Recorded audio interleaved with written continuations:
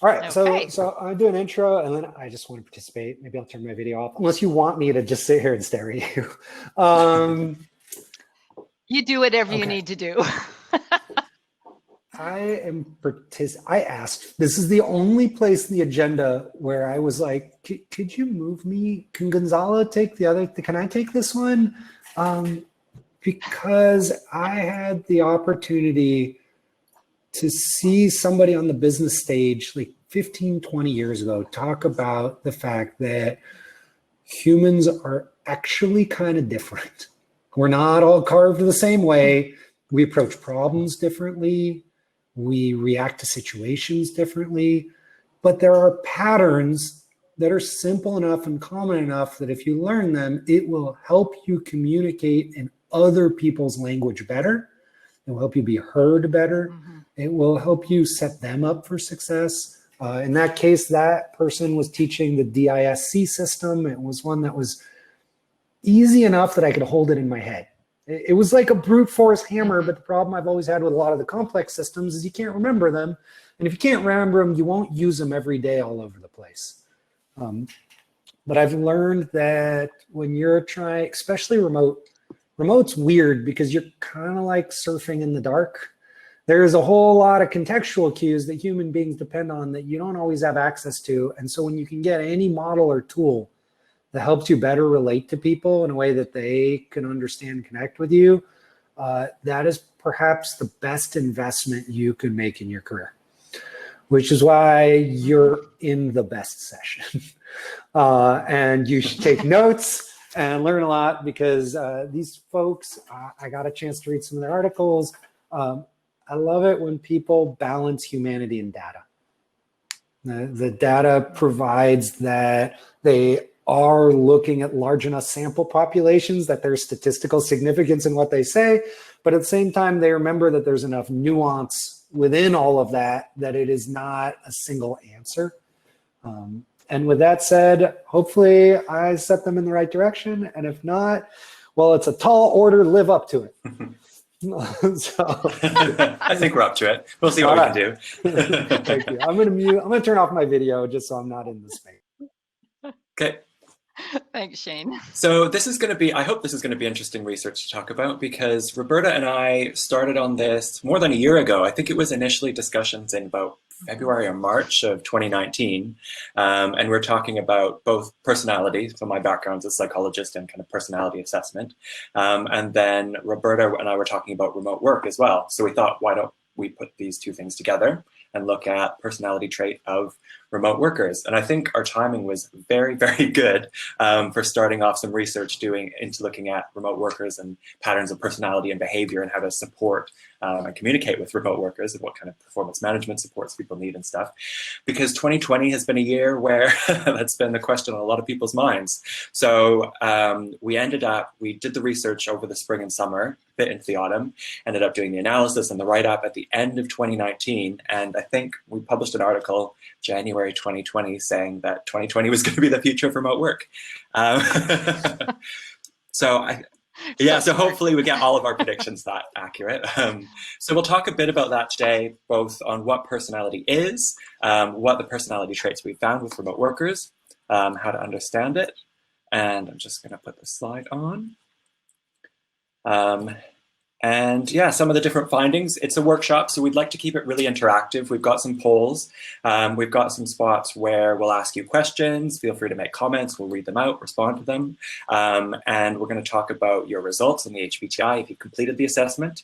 If you haven't completed it yet, there is a link on the side. You can send me your email. If you want to do it after the workshop, that's fine too, and you can get your results later. I know these slides are going to be saved. The audio is going to be saved, so you can go back and review it later if that's something you want to do. So this is another bit of background about me. I'm a workplace psychologist. There's a few of the books I've written, including High Potential, which really talks about all of this stuff about how to select potential, what is performance, and how kind of personality and other workplace factors relate to that. So I always have to plug the books. And the session outline. We're going to talk about personality and remote work, what both of them are, how there's kind of an interaction, why it's useful to look at them together. look at different characteristics of success, because one of the things about personality traits is you can kind of predict a certain level of how people are going to work, behave, or interact with people in their workplace. And we're going to look at some of the traits of remote workers. So I want to talk about your personality traits, as well as the research we found and the kind of really clear patterns we found in who is working remotely and why. And some of that is related to people in 2019. So it'll be interesting for us to talk about what you've seen change kind of this year over the course of the last couple of years. Lots of opportunity to talk about your results if you want, supporting remote workers, and we'll open up the discussion again at the end. Ian, there's just some challenge with people being able to see the PowerPoint. I can't see it either. Yeah, just to check. The poll's there. Is that better? There we go. Yep. Okay, so it doesn't like it when it's full screen, but it's okay in a window. So if that works, we'll leave it like that. Better? Good. Cool. Perfect. Yep. So we've got a couple polls. We'll do the first poll now.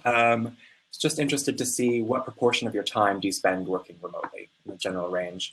I know for a lot of people it may be more than it was last year, but just 100%. 100%, yep. Is anyone going into an office at the moment or have been over the last few months? Around 50%, okay. Just co-working spaces, yeah. Okay, so that's good. We've got a range of different results there. One of the things, we've got a slide on it later, but we found people who worked remotely more often tend to be more satisfied with work, but 100%. Okay, yeah, so heavily favor more remote work. Not surprising given this audience, but.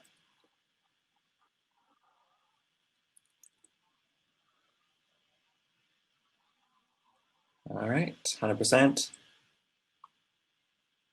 100%.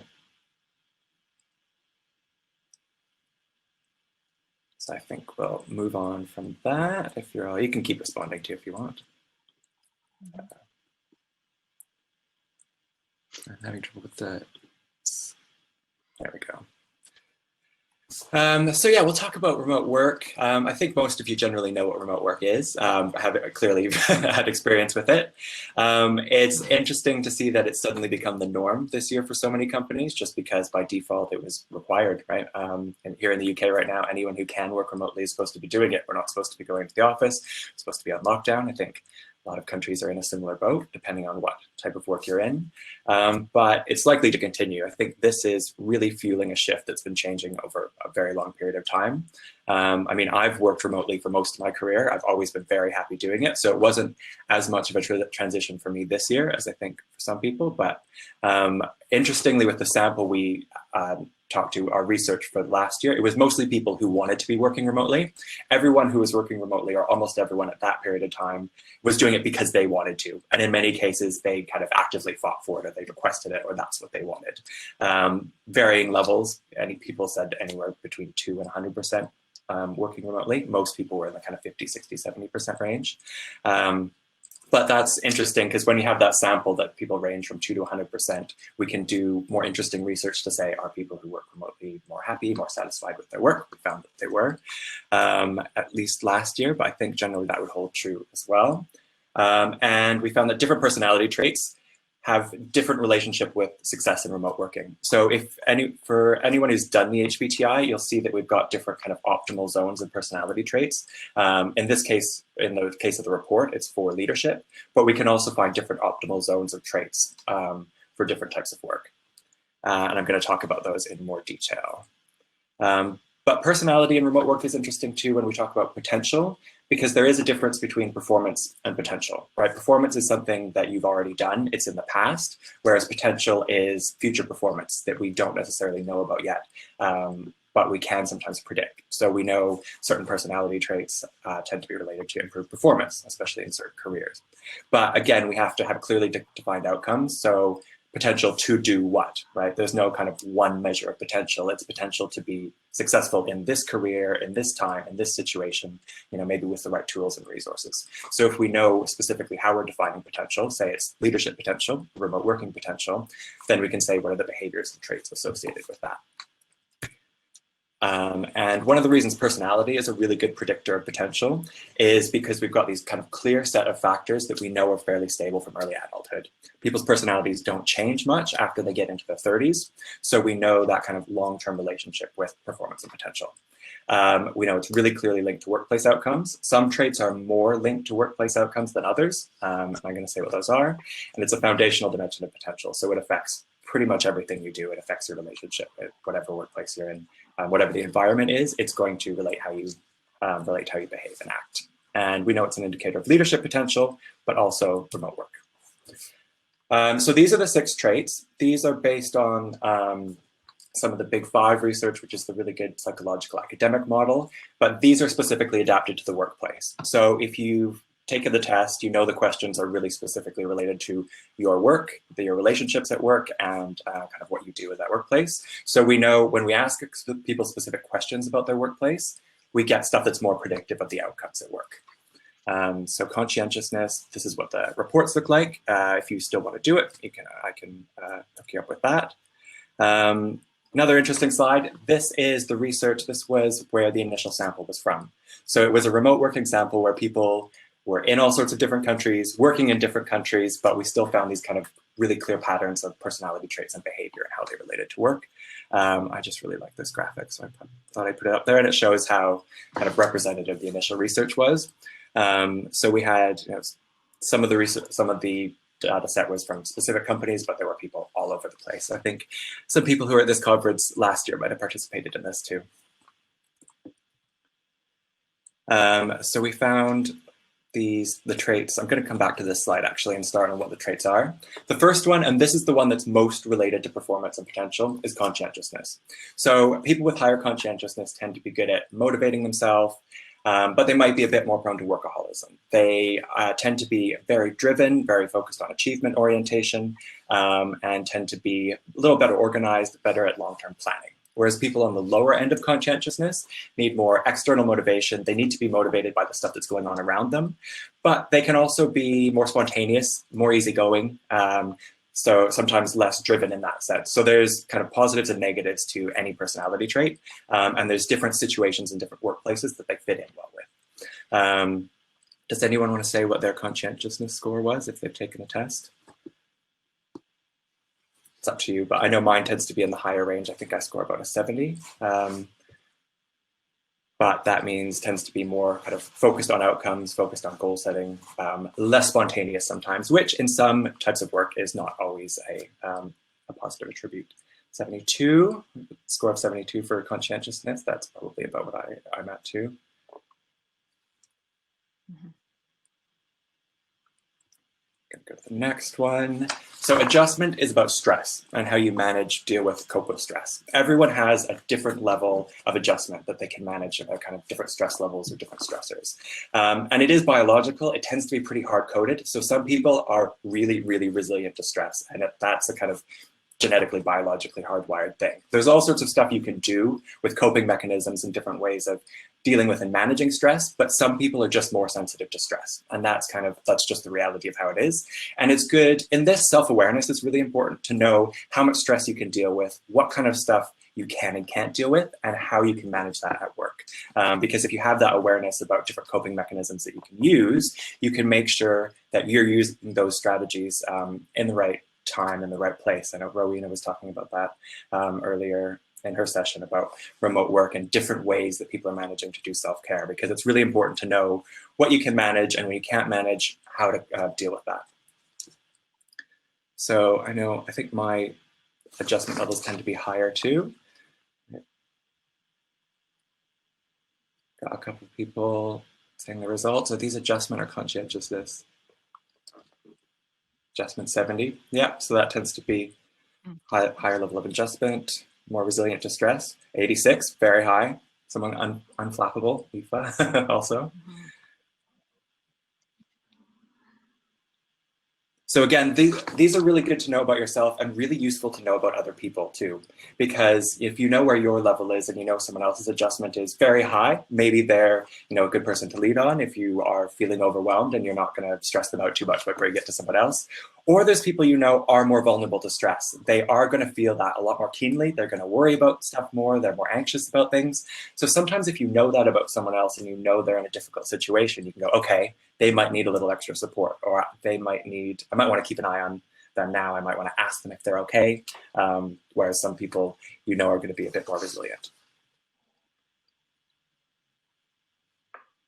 If you're answer with your default tendency. The first reaction, the first thing you say, think of, that's how you should answer. So don't think about them too much. Try not to overthink them. Just answer with your initial response.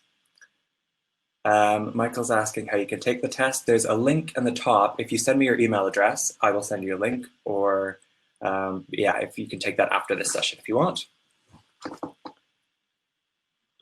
So I want to make my way through these relatively quickly. The third one is curiosity. So this is approach to new information, novelty, difference, new techniques, new methods. I'm guessing a lot of people at this session are going to have relatively high curiosity, like new ideas, like new innovation, like different things. Whereas people with lower curiosity tend to be very dependable and focused. You might say reliable, but don't like to do new things in new ways. They like to do things in kind of consistent, tried and trusted methods, which both sides of the spectrum are useful to have in organizations. It's great to have the innovators, but sometimes you need people who are just really reliable, stable, and get the job done, and you know they will. Anyone on the 78 curiosity? That's very high. 72, 78, 60, 85. Yeah, so I should say 250 is an average score. So everyone here is substantially above average for curiosity. 88, very high score, okay.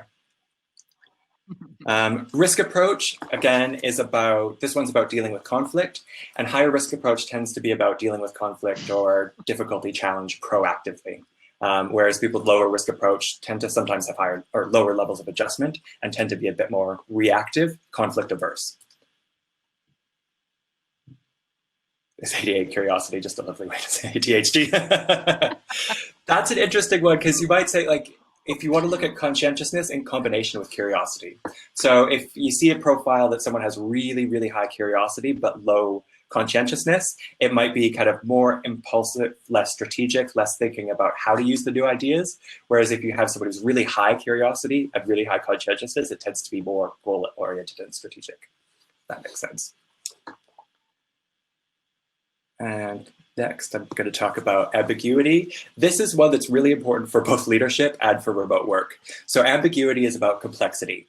Can you manage a whole bunch of different schedules, competing demands, kind of complex, uncertain environments? And do you enjoy it? Do you like it? Do you thrive in it? Or do you prefer really clear structure? And again, there's positives and negatives to both sides of the trait. Sometimes people with really high ambiguity acceptance have trouble focusing, whereas sometimes people with lower ambiguity acceptance are really consistent, stable, reliable performers, but tend to get stressed in kind of ambiguous, complex, uncertain times, don't like mixed information, things like that. Ambiguity scores, 82, yeah, okay. So high curiosity, high ambiguity, like a kind of all that complexity, all the different stuff going on. Don't like vague stuff, fair enough. And then competitiveness is an interesting one, because if you look at your reports on this, the optimal range for competitiveness is right in the middle. So with conscientiousness, the optimal range for leadership tends to be a bit higher, whereas there's more risk factors associated with really high competitiveness. So people with really high competitiveness like to be seen as a winner, really driven by competition, which could be healthy, sometimes not, and like the spotlight and like praise and recognition. So this is one where it's important to know where people on your team are. Do they like to be kind of publicly seen, praised, acknowledged for their work? Or do they like more of a quiet word on the side, or kind of some quiet encouragement without being kind of singled out? Okay, 50. Ian, how does this tie in with collaboration? So it's competitive. Exactly, it is, yeah. So a low competitiveness score would be highly collaborative. So as you can see, there's advantages to both, and it really, really depends on what type of work you're in, right?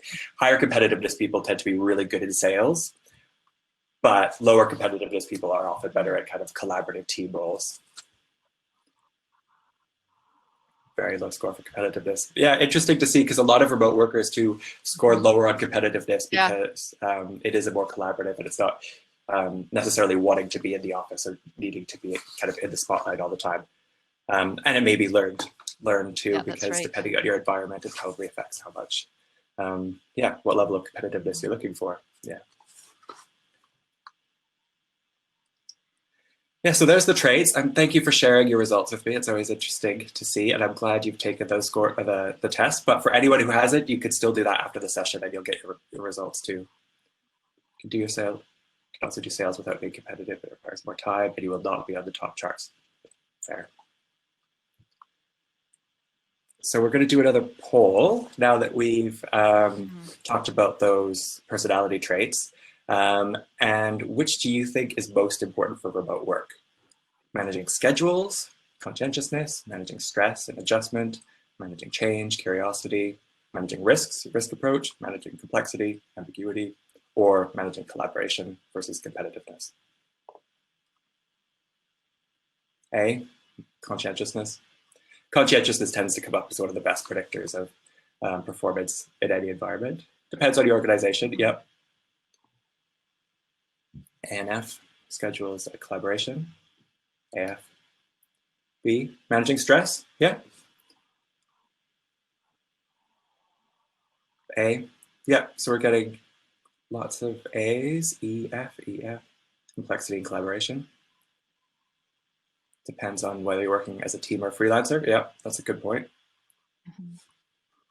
Yeah.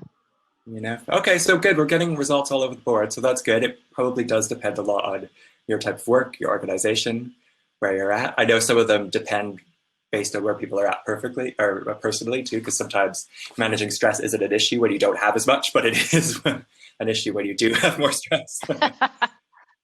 And your personality, I guess, yeah.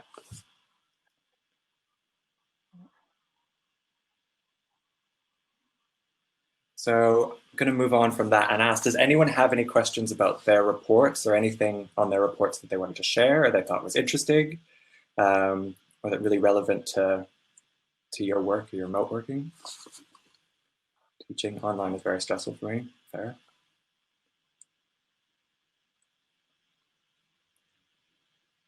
And we can come back to if you have anything on your report that you want to discuss or bring up later. We're going to have about 10-15 minutes at the end here to come back to stuff if you have anything you think of.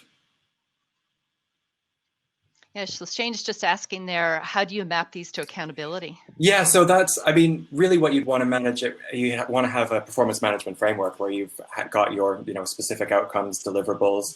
Generally, we see higher levels of conscientiousness is going to be related to meeting those performance targets. But it varies. It depends what your targets are related to. If it's more related to innovation, then you might be looking at curiosity. If you've got team goals, then you might want to be mapping it onto competitiveness versus collaboration. That's exactly the point of measuring performance or potential, right? Is you need to really clearly define what those performance goals are, and then you can say, okay, this is related to trait X, trait Y, conscientiousness, curiosity, whatever it is.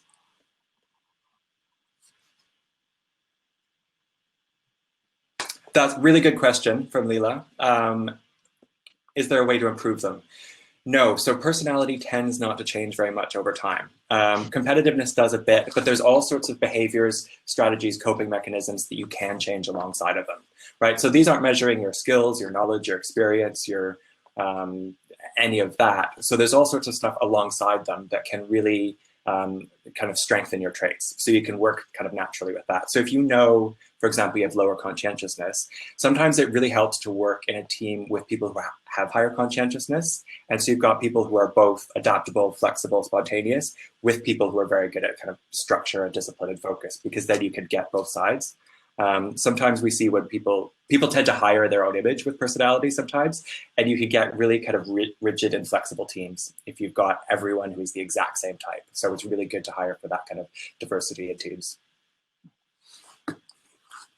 You can also look at this whenever you're considering it through competencies. So high conscientiousness or low conscientiousness can also kind of be connected to self-leadership. So we can all develop self-leadership. So that would be the competencies or the practice that would lead and that would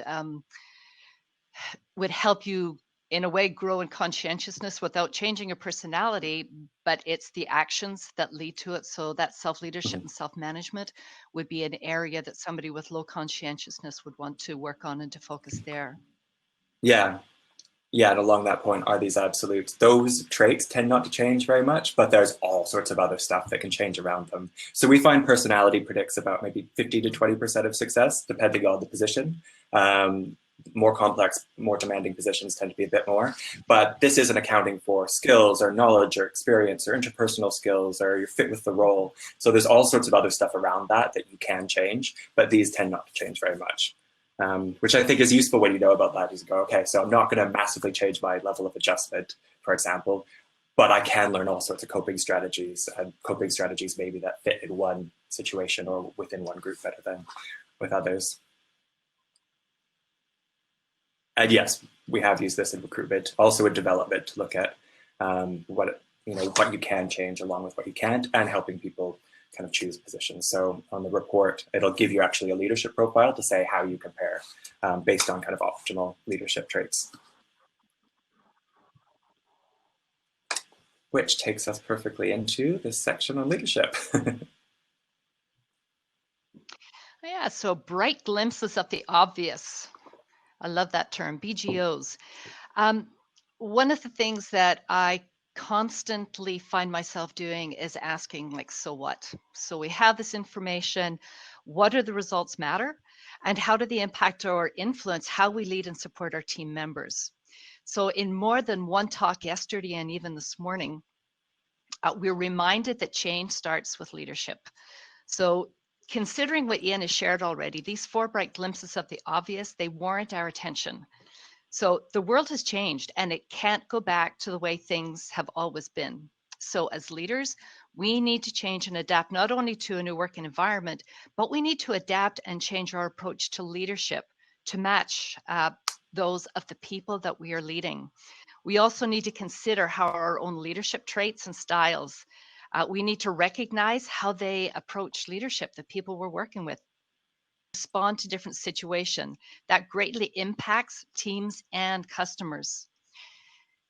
And situational leadership, most of us are aware of this whole concept of situational leadership that Blanchard and Hersey came with, and we recognize that different workers require different leadership.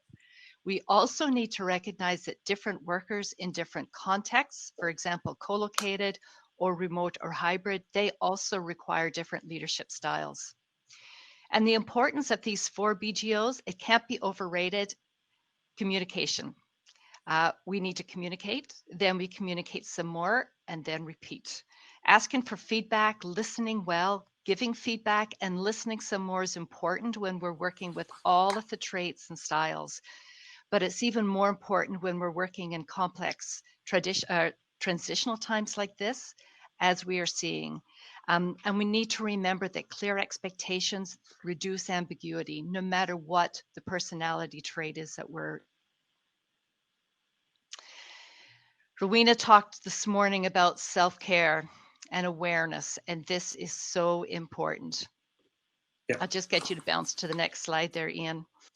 We know that higher adjustment levels are important when working in remote contexts, but that doesn't mean we stop paying attention to managing stress and anxiety, and it starts with self-care and awareness. So I'll be the first to admit that I have not got this one mastered. It is a daily battle, and I know from comments that people made during Rowena's session, I'm not in this alone. The key is to learn what causes the stress, what the triggers are, and put practices in place to manage the stress. Asking for help, it's not a bad thing. Being more resilient in your bulletproof, it means that it may take longer to reach those stress points. And when you do, we need to be humble enough and brave enough to ask for help. In our research into competencies for remote work success, it was learned that self-management or self-leadership is important. Self-care is a part of good self-leadership. So step 1 is self-care and awareness. Step 2 is asking the tough question of our team members. Those people who can't be seen or heard, what are their stressors? How are they dealing with them? What supports can we put in place to create an environment where it's okay to ask for help when needed? So we know that stress happens. We know that the past months have presented many reasons for being stressed, as noted in the PowerPoint here. In the previous PowerPoint, we touched a bit on managing stress. However, an additional question we need to ask is, how are others impacted when I'm stressed? So I'm Irish. When I'm stretched and stressed to the limit, those closest to me, they know it. And that's not a positive thing. They end up getting the brunt of my frustration, exhaustion, and even my burnout. So how do we manage that? Okay. The stress talk is always a little bit heavy. So let's bounce back a bit to leading our humans from the perspective of what they need in order to help them thrive and survive in their work. So let's take two traits as an example. So conscientiousness, as Ian has already, it talks a lot about managing workload, about meeting deadlines. Curiosity speaks to how we learn, how we adapt, the need and the desire and the drive to ask questions and listen. So imagine these two traits possessed by your team members, and how do they inform the kind of leadership that they need? So let's say someone is high in conscientiousness and high in curiosity. Well, these people are going to be highly motivated and interested. They need stimulation. They need new tasks and challenges, or they're going to get bored. Ian, I'll just ask you to bounce to the next slide there. Sorry. So that's your high conscientiousness and high curiosity. Look at the second profile. So this person, high conscientiousness, we need to change that word, and low curiosity. So these people, they're going to be motivated to achieve goals, but they will need tried and tested approaches and dislike experimenting with new information and techniques. So even the difference in those two combinations really let us know that as we're leading teams and supporting teams, we need to know what their personality are, and we're the ones that need to adapt and adjust to help and support those. Just a little bit of levity here. I love this cartoon. My sources tell me you're not happy with your job. So I've decided to forget all about that productivity stuff and profits and start making your happiness our #1 priority. Well, as funny as that may be, we can't dismiss the role of simple joy and happiness on the job. Without a good dose of happiness, engagement is going to be limited. So how do we attend to this? Well, it's going to be different with different people. Happiness comes when people feel satisfied and happy with their contribution to the work. Some require certain things, like lots of validation, and others don't require that much. But what we do know is that we need to support our people no matter what.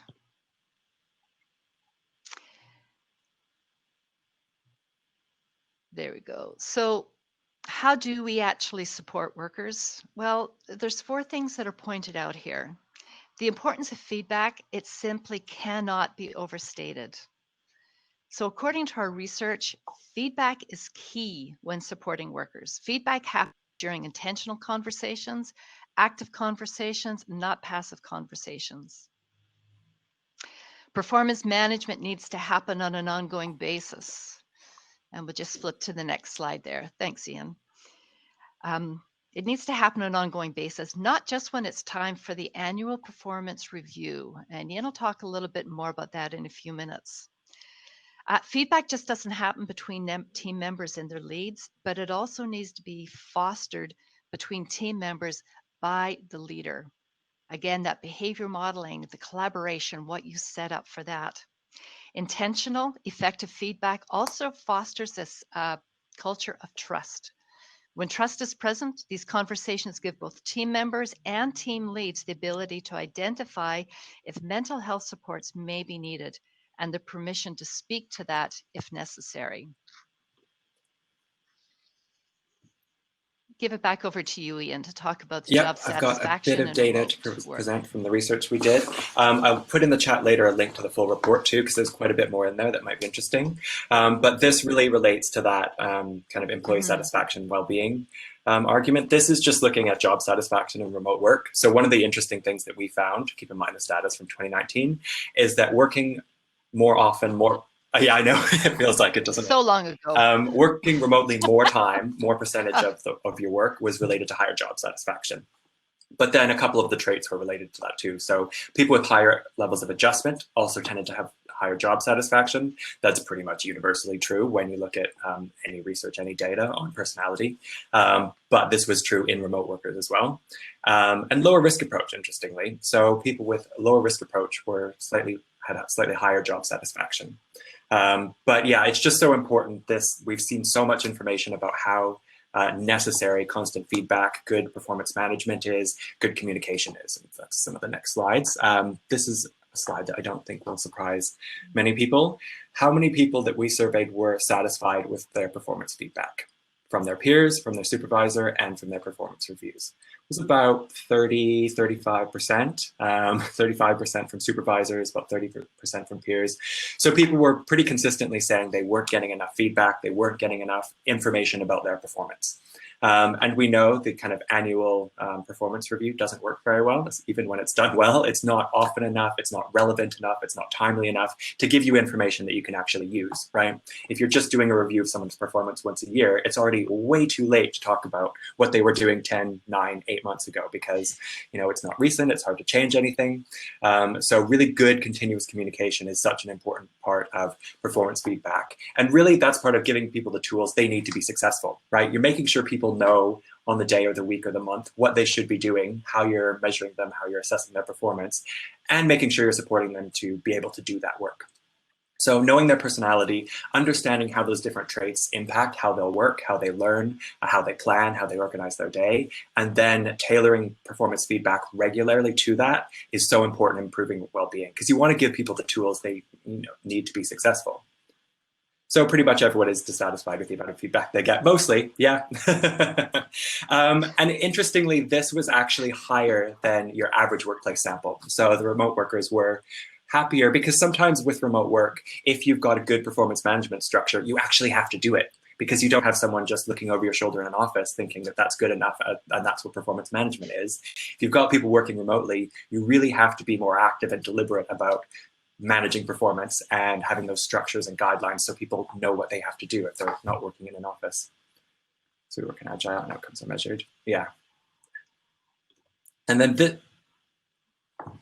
And I think that's a really good point there, because when you're working in Agile, you're keeping short accounts all the way along.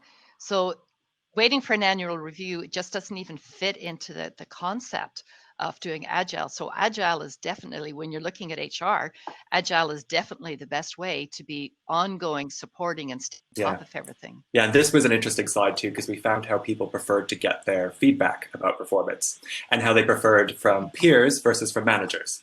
And interestingly in these were people who had pretty much were voluntarily remote working most of the time. Everyone still wanted that face-to-face feedback, or not everyone, but 80% of people said they wanted face-to-face feedback, especially about their performance from their managers. So I think this is really, really relevant now, because we still need to be doing stuff that makes sure people get as much kind of human interaction or contact about important performance-related kind of variables or outcomes as they are, because I think a lot of people are feeling isolated and having trouble getting that information, or connecting with people on their teams or with their supervisors. And you can see that people want that, even when people like working remotely. And I know everyone who's working remotely now doesn't like it. A lot of people do, but some people don't. Interestingly, the kind of formality versus informality of how people communicate really varied between whether it was from peers or managers. So that second set of bars, instant messaging, about half of people were pretty happy to get information, to do communication over instant messaging or WhatsApp, whatever, with their peers, not from their managers. You don't want performance management feedback on WhatsApp from your boss. I mean, 20% of people said they'd be okay with it, but most people did not. Whereas the writing followed up by a conversation was preferred by a lot of people. So again, showing that people like that documentation, they like a bit of structure, they like you to reduce ambiguity, and be clear about what you're being measured on, how you're being evaluated, and what the consequences are of that evaluation. I think it's important here too, Ian. So we know that in a lot of cases with remote work, we can't have the face-to-face, even though we know that that's what we really would like. And so it's coming in second place is the importance of, if you're doing those reviews and you are using a platform, whether it's Zoom or whatever you use, that importance of cameras on. And so as much as possible to get as close as you can to replicating that face-to-face, even though it's not totally there. And so I still want to see your face. I still want to see these things. So it's as close to a face-to-face conversation as I can possibly have. Yeah. But still, here's what we talked about. Here's what we agreed on. Here's what we're going to do for the next week. And there it is, because then we'll remember and we know. It's interesting too about face-to-face stuff, because I find generally, especially with people who I don't know as well, getting that face-to-face or Zoom time, having video is so much more important, because you're getting so much communication information from people. There's a few people who I've worked with who for ages, and we just don't turn the video on because we don't really need to, because we've known each other for so long. But like in all of these situations where you're collaborating with groups, where you're meeting new people, where you're trying to convey all of that information, sometimes just having video face-to-face is so much better. Yeah. Cameras on, so important. Yeah. So we've got a third poll. We want to ask about what your priorities are over the coming year. And we're interested to see, because I think we've learned quite a bit over the last year, had some surprises, but I'd be really interested to know everyone else's insights from working remotely based on, what your experience was previously versus over the last year. But let's see what's coming in. Biggest priority over the coming year. F, all of the above. Yeah. D, adapting your leadership. That's a good question, Michael. Yeah, why do so many people not like to turn cameras on? I don't think we like to see ourselves. Like when you think about it, how long you're looking at yourself all day long, and we're not used to that. But there's also something about it. It's tiring. It absolutely drains you. If you're on the camera all day long and you're so focused with your eyes, it really is draining. So when I'm teaching, I actually tell my students, okay, now turn the cameras off for a while, then we'll turn them on again so that we can have some good discussion. So besides it being a fear, sometimes it's just that extra. Yeah, and there's some really interesting research actually out this year that because Zoom doesn't give us the same visual information as we're used to in person, because it does some smoothing and it does some touching up, we're not getting the same visual cues that our brains are kind of naturally programmed to pick up. So it is a lot more cognitive load, because you're not getting the visual information in quite the way you're used to. So yeah, it's exactly just more demanding. And I think sometimes, like, I've been in meetings too where there's 20, 30 people and half of them aren't participating. So I can understand if you're kind of tuned out of a meeting, everyone doesn't want their cameras on.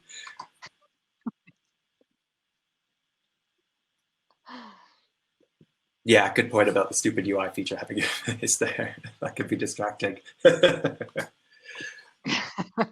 But yeah, all of these potentially could be important. It probably depends a lot on where your organization is, or what your team looks like, or kind of what your personal goals are.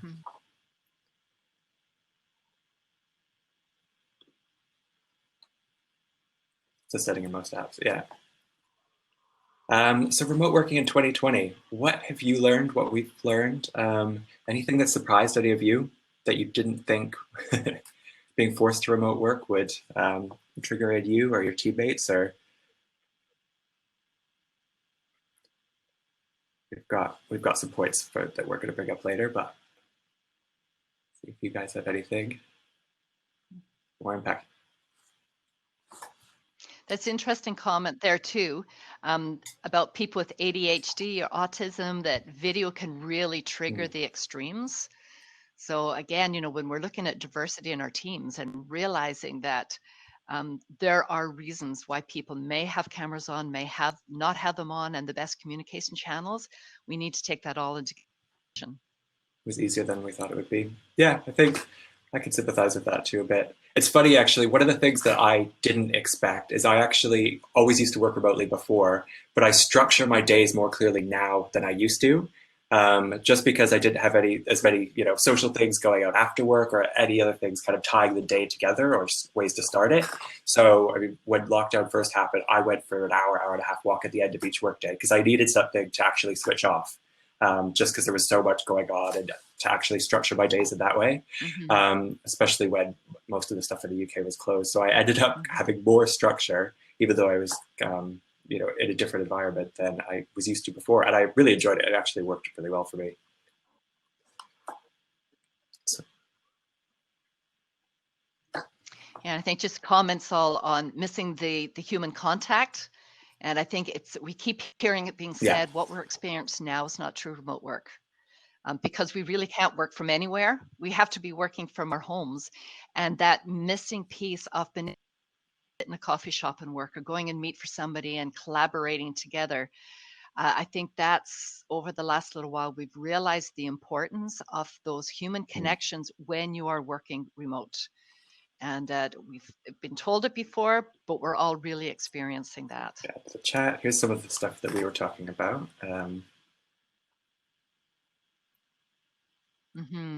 So I think that first one, the productivity is not impaired by virtual work. Yeah. For most of us here, we knew that already. Yeah. But the rest of the world is I know, I think it's going to be hard to go back that. for a lot of companies because they can't pretend that people aren't effective working remotely anymore. That's right. That's right. Yeah, and we also learned effective communication can't be understated. So we all know that communication is important, but there's more to communication than just sitting having a conversation, and all the different channels and just the thought that needs to be put into communication, and thinking about the person on the other end. So that, again, just growing the importance of good communication and the underlying need for trust. Again, we've always talked about the importance of trust, but it keeps bubbling to the surface more and more and more. And without trust, working in any kind of work from anywhere type setting is going to be a challenge if you don't trust the people you're working with. Thing is, 100% remote companies would meet regularly, offsites, retreats, in person. Yeah, that's very true too. I remember I used to do that deliberately, even though I could have worked remotely 100%. I would make a point of going into an office every couple of weeks to meet the team, make sure they know who I am, when that was possible, because it just makes such a difference with that face-to-face communication. Yeah, Aoife's point was really good too. I'll read that out. You're right. Company culture impact on returning versus not returning to the office, i.e. no prejudice from top to differing preferences in employees. Yeah, I think that's very true. It's just...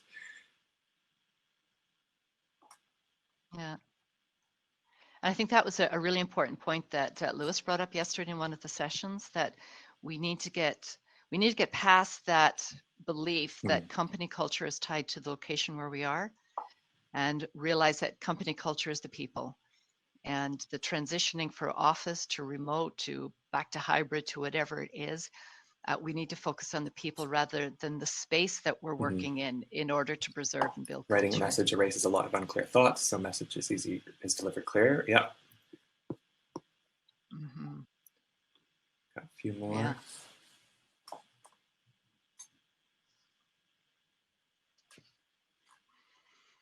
Yeah, that mental health.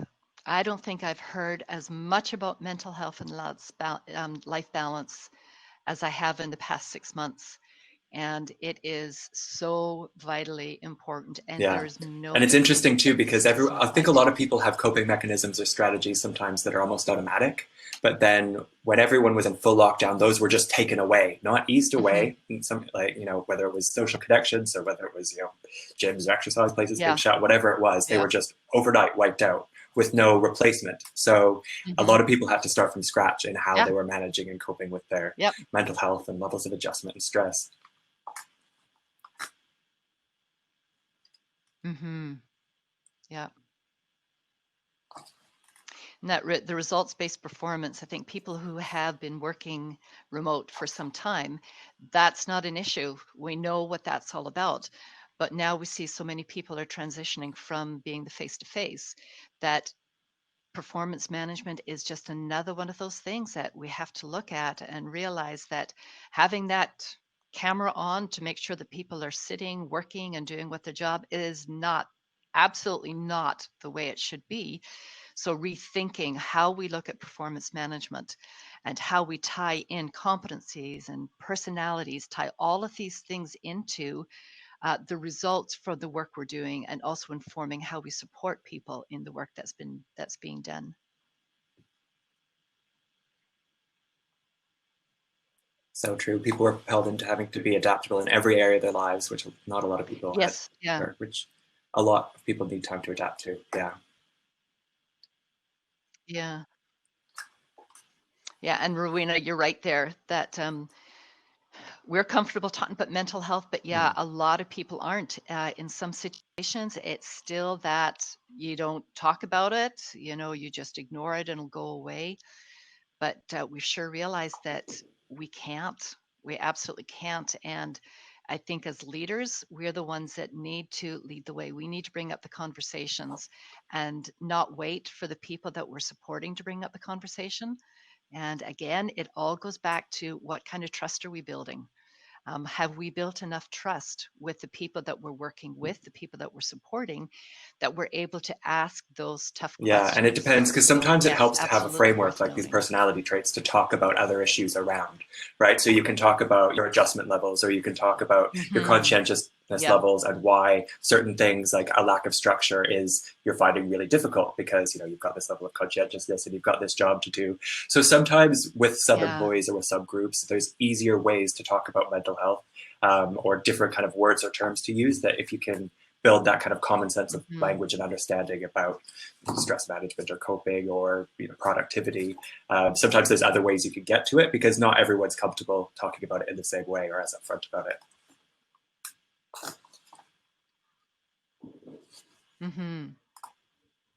Yeah, and that Michael's question there about techniques to building trust, I think these conversations, like so what Ian was saying, if you have these kind of assessments done with your team, and then you enter into the conversation with someone and say, okay, so I've noticed this.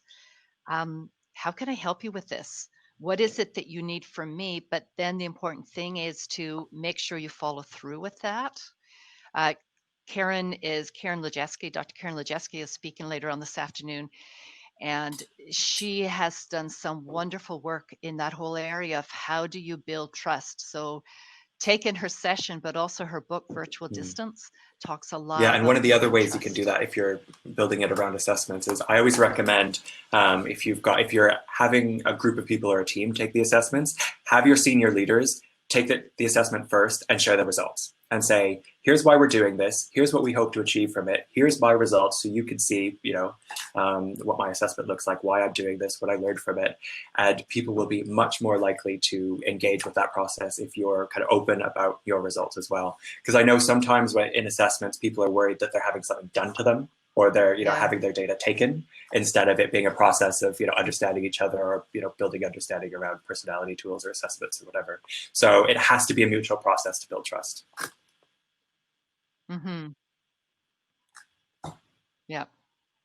Yeah, that's a fun exercise Candace has mentioned there. If your autoresponder said the real reason you might be slow to get back to them, what would I have my out of office say? Life is happening.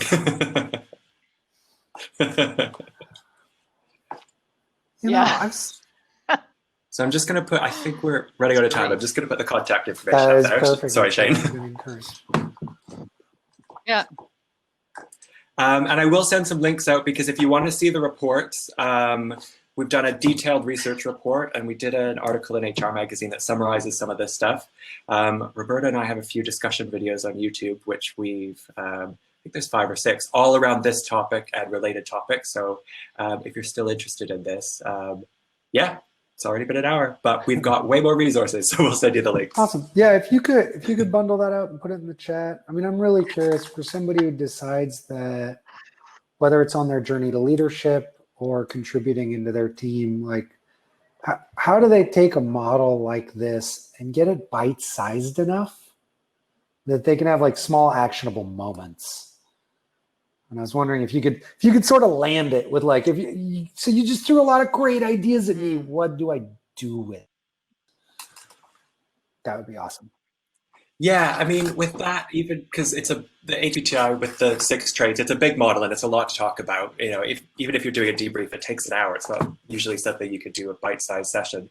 So just choose one trait. Choose one that's most important for your organization or most important right now. If you want to have a mental health conversation, if that's what you want to focus on, choose adjustment and say, this is why this is important in this context, and this is what we're building on top of it. So we're looking at adjustment levels because we're building resilience and coping mechanisms. So let's just focus on one of these that is most important, most interesting, most relevant to us right now. And you can do that in 5 or 10 minutes.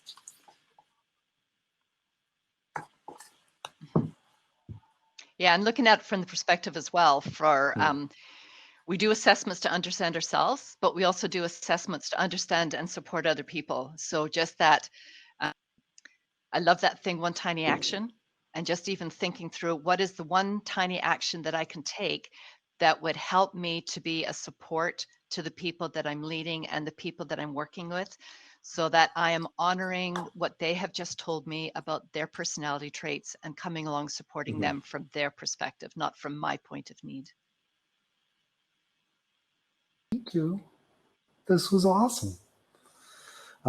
As you can tell, this was probably the most dynamic chat of any session at this conference so far. And that's because you've got a topic here that was personal, that people related to, that engaged them. And if we were going to pub tonight, I'm pretty sure the conversation would keep rolling. But we're not. And so it is my responsibility to make sure that the show goes on. Thank you, everybody, for showing up. And let's go back to the main hall for the next session. Cool. Thank you. Everybody.